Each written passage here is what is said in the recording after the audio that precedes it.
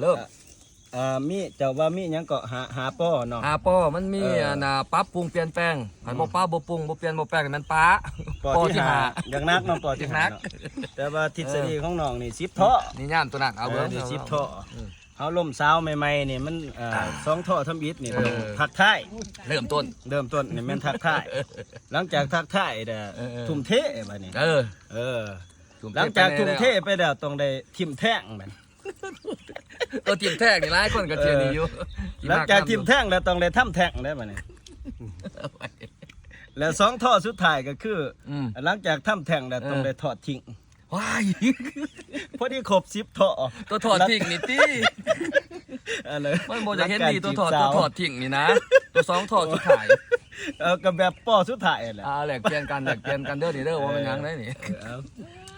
ตัวถ่ายยังมาปลาเนาะอยากไปทางนั้นเบิดเวชวนหลาย